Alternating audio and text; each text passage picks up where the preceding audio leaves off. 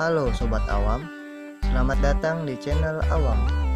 Kali ini, admin akan membahas tentang cerita rakyat yang ada di Indonesia.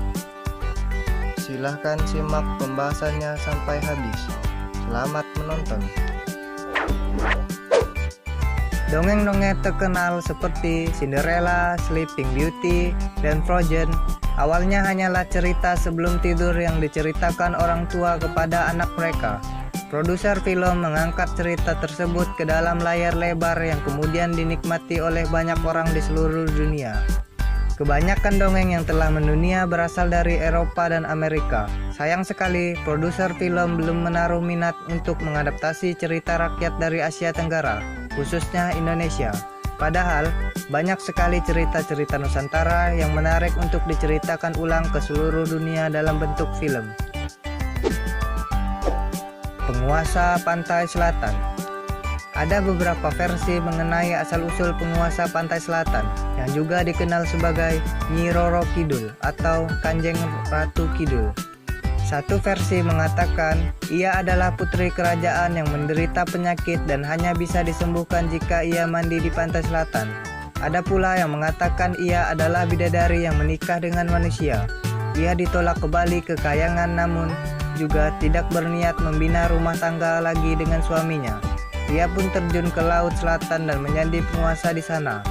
Apapun versinya, cerita penguasa Pantai Selatan ini sangat layak untuk diceritakan ulang dengan kemasan yang lebih baik.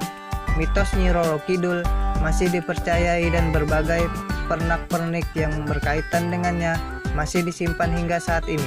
Tentunya, ini akan memudahkan riset dan produksi film. Tantangan untuk pembuatan film Nyi Roro Kidul mungkin terletak pada setting tempat yang kebanyakan berada di lautan. Efek CGI sekelas film Life of Pi dibutuhkan untuk memproduksi film Nyi Roro Kidul dengan kualitas yang baik. Timun Mas. Jika kita harus memilih satu dari tokoh cerita rakyat untuk dijadikan Disney Princess, maka Timun Mas adalah pilihan yang paling tepat. Ia cerdik, lincah, dan gagah berani. Petualangan yang ia tawarkan pun berbeda dari cerita lain yang berkutat di seputar putri kerajaan. Meski banyak cerita mengenai perempuan yang berani mengalahkan musuhnya, namun jarang sekali ada perempuan membunuh seorang raksasa, yang juga merupakan asal-usul kelahirannya. Tantangan dari film ini adalah menciptakan sosok Buto, raksasa yang menjadi tokoh antagonis utama. Ini pastinya harus dilakukan oleh mereka yang benar-benar ahli.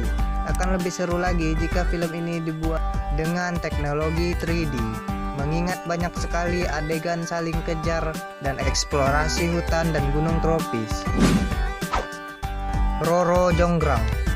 Candi Prambanan adalah salah satu objek wisata di Indonesia yang cukup terkenal di dunia. Asal-usul terbangunnya candi tersebut akan sangat menarik untuk disimak. Sayangnya, cerita ini terlalu gelap untuk disajikan pada anak-anak. Akan lebih baik jika cerita rakyat ini dibuat untuk penonton dewasa dengan memperbanyak adegan laga. Bisa kita bayangkan betapa kerennya film ini dengan eksekusi yang menyerupai trilogi Lord of the Rings atau The Hobbits. Pertempuran antara kerajaan Pinggin dan Baka bisa dibuat sedahsyat mungkin dengan skala yang besar. Prabu Baka bisa digambarkan sebagai raksasa yang mengerikan. Makhluk goib yang membantu Bandung Bondowoso bisa dibuat licik dan menyeramkan seperti Gollum. Kemudian, Candi Prambanan bisa diperlihatkan sebagai bangunan yang megah dan mewah. Ande-ande Lumut. Meskipun judul dari cerita ini adalah seorang laki-laki tampan yang sedang mencari istri, namun kisah ini lebih banyak berkisar pada kehidupan kakak beradik yang sama-sama mengejar cinta si Ande-ande Lumut. Klimaks dari cerita ini ada pada pertemuan kakak beradik tersebut dengan Yuyu Kangkang. Tentunya karena Yuyu tersebut yang menjadi penentu apakah mereka layak menjadi istri Ande-ande Lumut atau tidak. Pesan yang disampaikan oleh cerita ini kurang lebih sama dengan film anak-anak lainnya, yaitu kerendahan hati, kesetiaan, keteguhan, dan keberanian. Film ini cocok sekali dibuat dalam bentuk animasi untuk anak-anak yang menyukai tokoh utama yang lemah lembut dan mendapatkan happy ending. Keongmas. Cerita tentang kutukan nenek sihir memang terdengar klise. Namun, Keongmas memiliki nilai yang tidak dipunyai oleh dongeng lainnya. Tokoh antagonis yang membenci si protagonis adalah kakak kandungnya sendiri.